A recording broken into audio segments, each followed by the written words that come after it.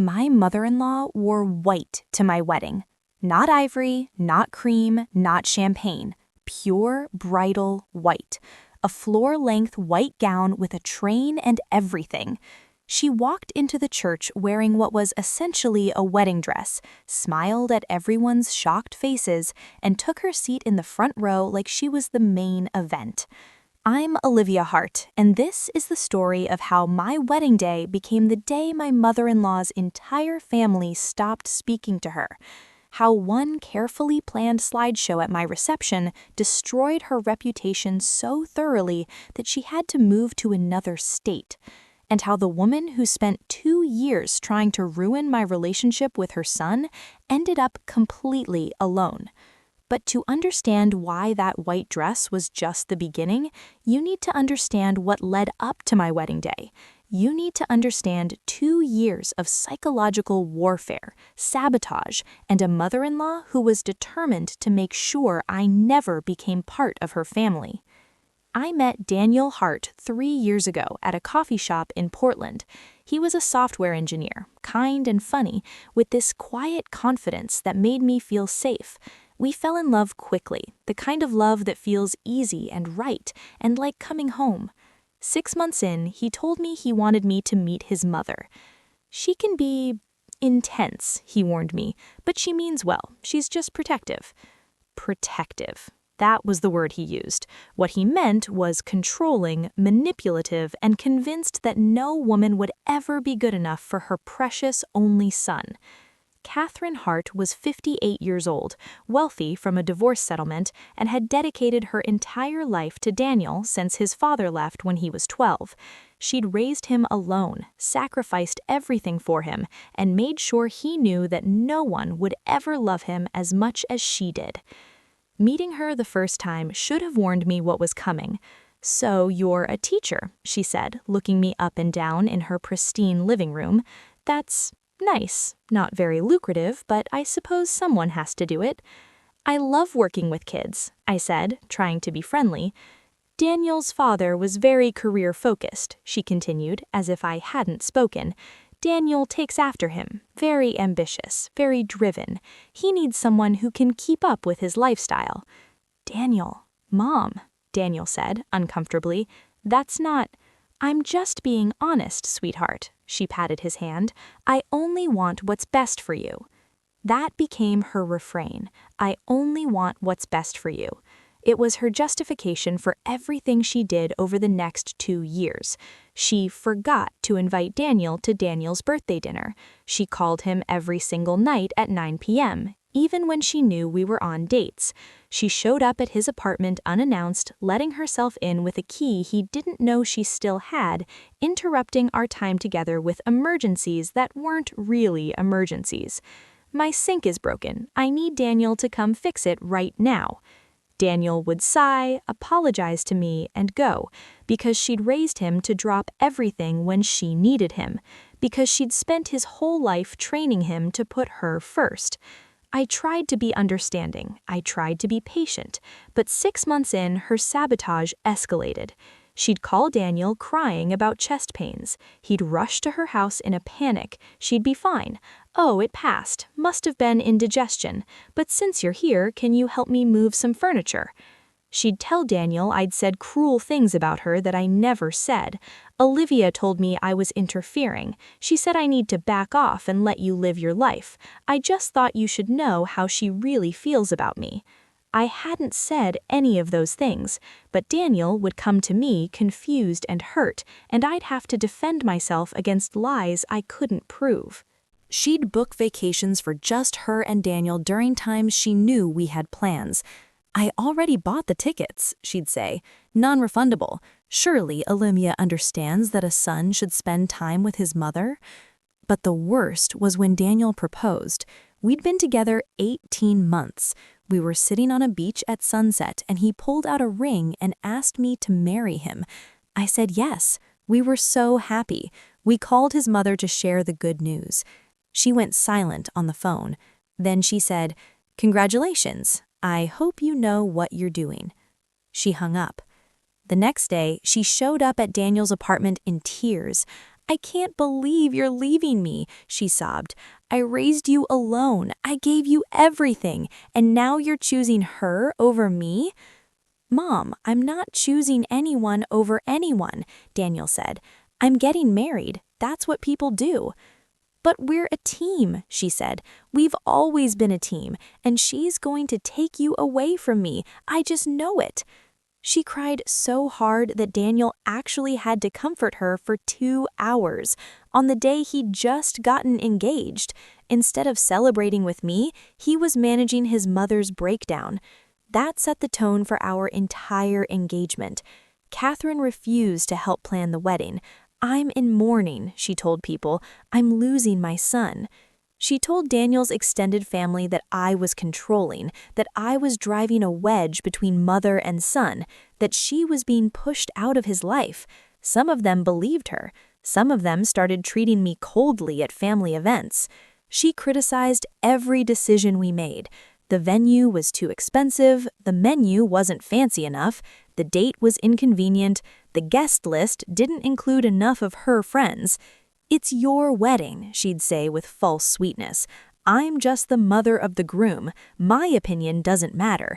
But then she'd call Daniel crying about how excluded she felt, how hurt she was, how she'd always dreamed of helping plan her son's wedding, and now she was being shut out. We weren't shutting her out. We'd asked her to help. She'd refused and then complained about not being included. It was manipulation 101. 3 months before the wedding, things got really bad.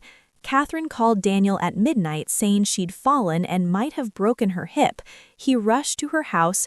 She was fine, completely fine. She'd wanted him to come over because she was feeling lonely and knew he wouldn't come if she just asked. I'd had enough. "Your mother is manipulating you," I told Daniel.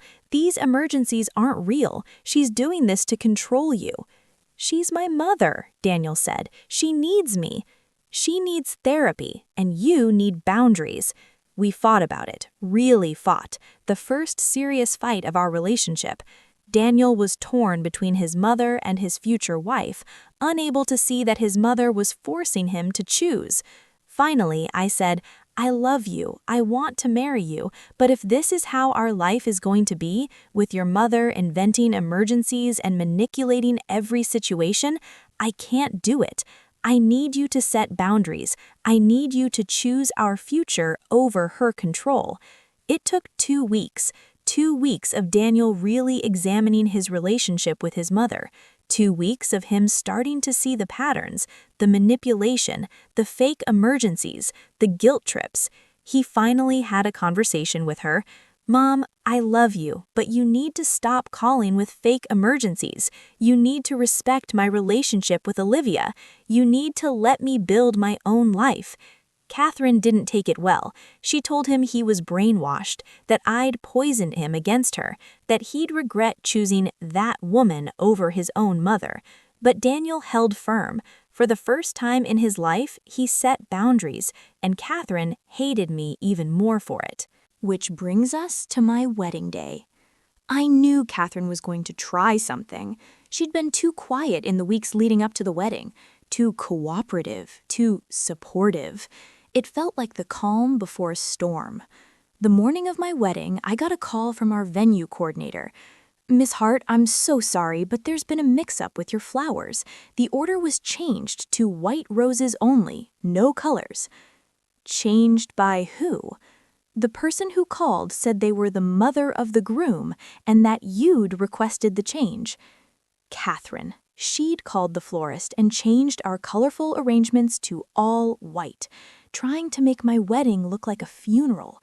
I fixed it, called the florist, confirmed the original order, paid extra for rush delivery. Then I got a call from the caterer.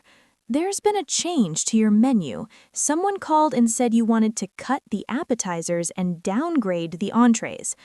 Catherine again, trying to make our reception look cheap. I fixed that too, and started taking notes.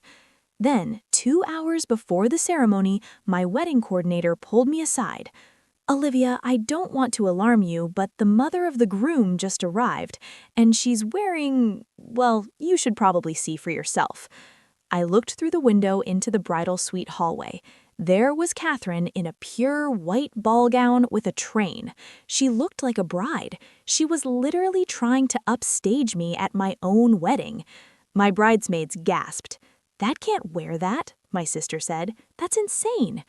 "Let her," I said calmly. "What?" Everyone stared at me.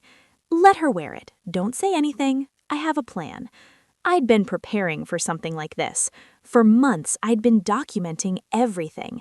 Every nasty text message Catherine sent, every lie she told Daniel about me, every manipulation, every fake emergency, every attempt to sabotage our relationship.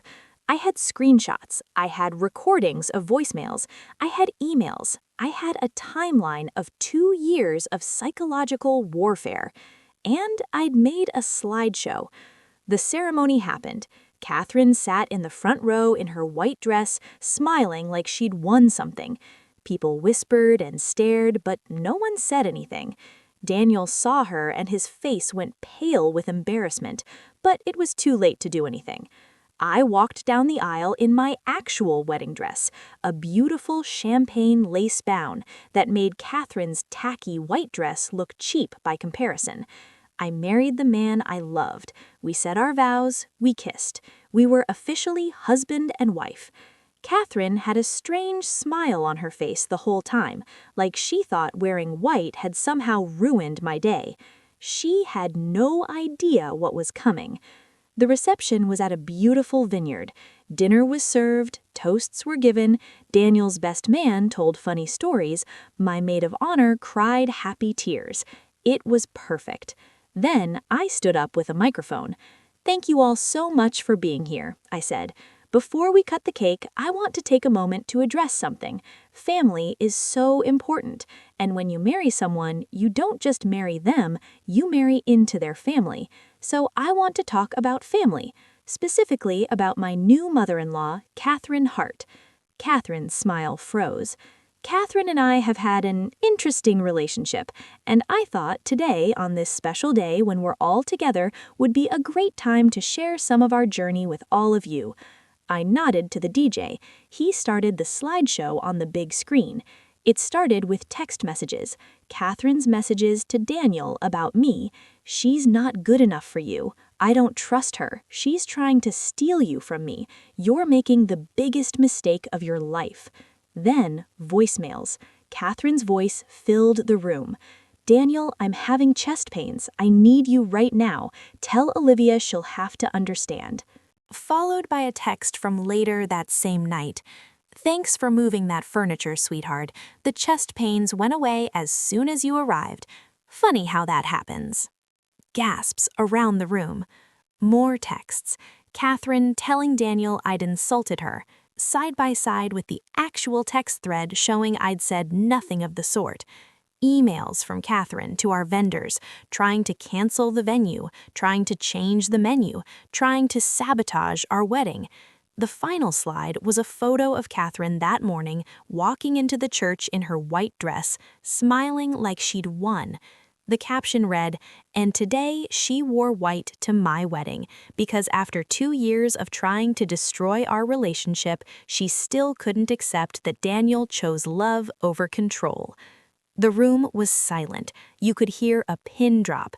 I turned to look at Catherine. She was white as a sheet. Daniel's father, who'd come with his new wife, was staring at his ex-wife with disgust. Daniel's grandmother, Catherine's own mother, had her hand over her mouth in shock. "I wanted to share this," I said into the microphone, "because marriage is about honesty. And honestly, Catherine has spent 2 years trying to convince Daniel that I'm the problem, that I'm controlling, that I'm taking her son away from her. But the truth is, I just want to build a life with the man I love, and I won't apologize for that." I handed the microphone to Daniel. He looked at his mother. "Mom, I love you, but this ends today. The manipulation, the fake emergencies, the sabotage, all of it. Olivia is my wife, she's my family, and if you can't respect that, then you can't be part of our lives." Catherine stood up, tears streaming down her face. "How dare you humiliate me like this?" You humiliated yourself, Daniel's grandmother said, her voice cutting. Catherine, I didn't raise you to act like this. I'm ashamed of you. Daniel's father shook his head. This is why we got divorced, Catherine. This controlling behavior, this manipulation. I hoped you'd changed. Clearly, you haven't. Catherine looked around the room, at the family members shaking their heads, at the friends who wouldn't meet her eyes, at the undeniable evidence of her 2-year campaign to destroy her son's happiness. She grabbed her purse and walked out, alone, in her white dress that suddenly looked ridiculous instead of rebellious. The reception continued, and it was amazing. Without Catherine's toxic presence, Daniel's family finally relaxed. They apologized to me. They thanked me for being patient. They welcomed me into the family. Daniel's grandmother pulled me aside. "I'm sorry," she said. "I didn't know it was this bad. Catherine told us you were keeping Daniel from family events. We believed her. I'm so sorry we didn't see the truth sooner." "It's okay," I said. "I understand." "No," she said firmly, "it's not okay. My daughter spent 2 years trying to destroy her son's happiness because she couldn't let go. That's not okay. But you stood your ground. You documented everything. You protected yourself and Daniel. That took strength." She hugged me. "Welcome to the family, Olivia. The real family, not the toxic version Catherine was trying to create." The fallout from the wedding was swift and brutal for Catherine. Daniel's extended family stopped inviting her to events. His grandmother, horrified by the slideshow, told everyone what had really been happening. The family members who'd been cold to me apologized and distanced themselves from Catherine. Catherine's friends saw the slideshow, it went viral in our social circle, and many of them backed away, realizing they'd been fed lies and manipulation for years. Daniel's father, who'd maintained a polite relationship with his ex-wife for Daniel's sake, cut off all contact. "I divorced you for this behavior. I won't enable it anymore." Catherine tried to apologize, sent Daniel dozens of texts, called crying, showed up at our apartment begging for forgiveness. But Daniel held firm. "Mom, I love you, but I need space. You need therapy. You need to deal with your control issues. Until you do, I can't have you in my life. You tried to destroy the most important relationship I've ever had. That's not love. That's control." She refused therapy, called it unnecessary, said everyone was overreacting, said I'd poisoned her son against her. She never took responsibility, never really apologized, just made excuses and blamed everyone else. Within 6 months, Catherine had alienated almost everyone in her life. She ended up moving to Arizona, claiming she wanted a fresh start. Really, she couldn't stand being in Portland, where everyone knew what she'd done. Daniel and I have been married for 2 years now. We're happy. We have boundaries. We have a life that's ours, not controlled by someone else's need to be the center of attention. Catherine sends a card on Daniel's birthday. He doesn't respond. She's not part of our lives, and honestly, we're better for it. People ask me if I regret the slideshow, if I think it was too harsh, if I should have just let her wear the white dress and moved on. My answer is always no, because Catherine had spent 2 years gaslighting me, manipulating Daniel, and trying to convince everyone I was the problem. That slideshow was evidence. It was truth. It was me finally standing up and saying, this is what really happened. This is who she really is. If I'd stayed quiet, Catherine would have continued her campaign. She would have poisoned more family members against me. She would have invented more emergencies to control Daniel. She would have made our marriage miserable. Instead, I exposed her, and in doing so, I freed not just myself and Daniel, but his entire family from her manipulation. Daniel's grandmother told me later, Catherine has been like this since she was young, always needing to be the center of attention, always manipulating to get her way, but no one ever called her out because she was family. You did what we should have done years ago. You held up a mirror and made her face herself. The white dress she wore to my wedding, hoping to ruin my special day, ended up ruining her own relationships with everyone she knew. That's not revenge. That's consequences. My name is Olivia Hart. My mother-in-law wore white to my wedding. She'd spent 2 years trying to destroy my relationship with her son. She sabotaged our wedding plans. She invented fake emergencies. She lied to family members about me. She did everything she could to stop me from marrying Daniel. And I let her. I documented it all. I built a case.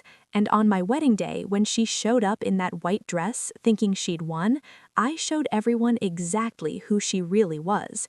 She lost her son, her extended family, her friends, her reputation, all because she couldn't let go, couldn't accept that her son was allowed to love someone other than her. The white dress she wore to ruin my wedding became the symbol of her downfall, and 2 years later, when I look at my wedding photos, I don't see her dress as an insult. I see it as evidence that I was right to stand my ground, that some people will show you exactly who they are if you give them enough rope. Catherine Hart wore white to my wedding, and in doing so, she showed everyone her true colors, and they weren't pretty.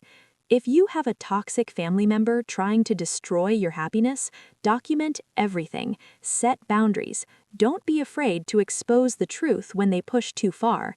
You don't owe anyone your silence, especially when they're using that silence to hurt you. I stayed quiet for 2 years while Catherine manipulated and lied. On my wedding day, I finally spoke up, not with anger or pettiness, but with evidence and truth. And sometimes the truth is the best revenge of all.